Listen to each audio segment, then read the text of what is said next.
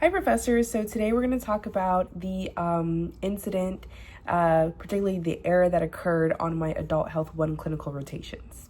So this event was classified as an error because the patient experienced an actual fall, although no serious harm occurred.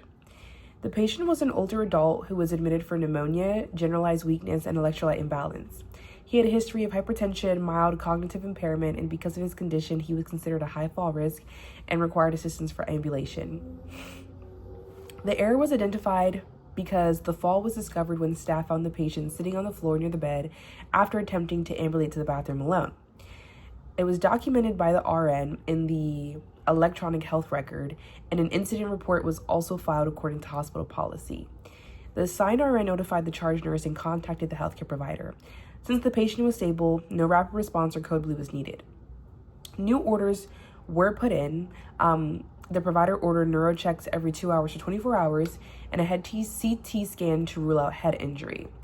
The patient was informed immediately after the incident and educated about fall prevention. The family was contacted later in the shift by the RN. And there was education provided. The patient was taught to use the call light before attempting to ambulate, to wear non-slip socks, and to wait for staff assistance when getting out of bed. For the assessment findings, after the fall, the patient was alert but oriented ×2, which was his baseline. Vital signs were stable, blood pressure, heart rate, and things like that.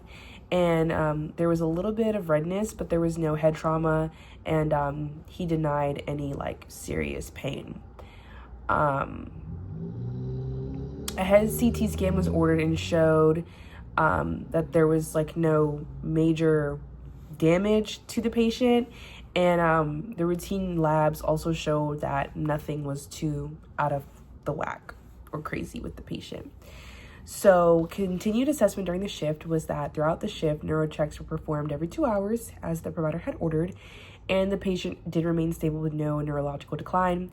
His gait continued to be unsteady, and he required 2-person assistance when ambulating.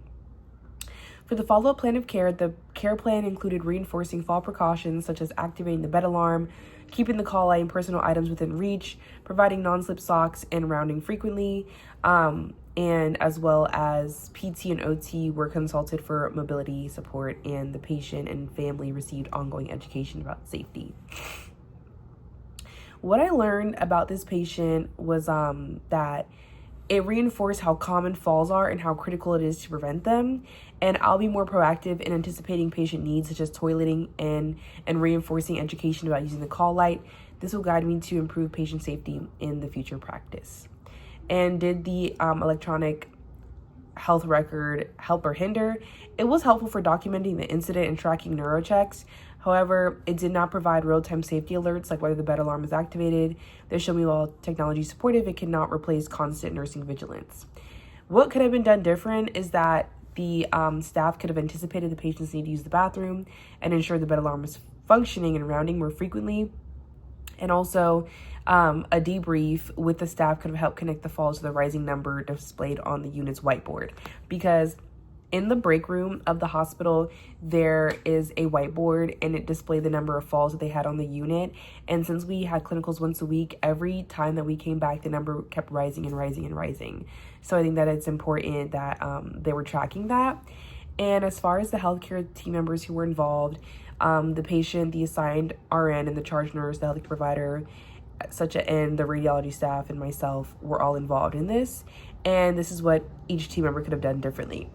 The RN should have verified that fall precautions like the bed alarm were active and rounded more frequently. The provider could have assessed medications contributing to weakness. Radiology, they did a good job.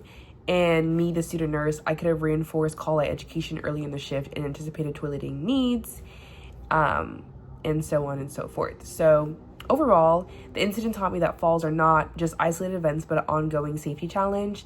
This experience changed how I approach prevention, and it showed me the importance of teamwork, proactive assessment, and patient education in reducing falls. Thank you.